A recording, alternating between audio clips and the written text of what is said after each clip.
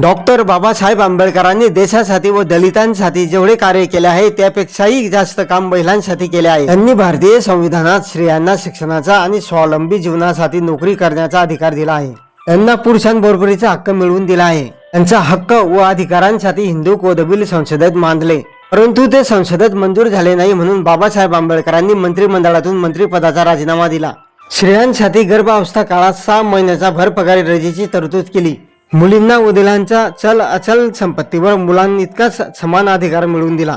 दुसरी पत्नी असेल तर पत्नीला पतीच्या संपत्तीमध्ये हिस्सा मागण्याचा अधिकार मिळवून दिला। एकामागे एक मूल जन्माला घातल्यामुळे स्त्रियांच्या आरोग्यावर परिणाम होतो। भारतात प्रथम परिवार नियोजनाचा नारा दिला। तसेच स्त्रियांनी मूल जन्माला घालावे की नाही याचा अधिकार दिला। एखाद्या देशाने किती प्रगती केली याचे मोजमाप त्या देशातील स्त्रियांच्या शैक्षणिक, सामाजिक, राजकीय आणि आर्थिक स्थितीवर करावे, अशी डॉक्टर बाबासाहेब आंबेडकरांची विचारसरणी होती।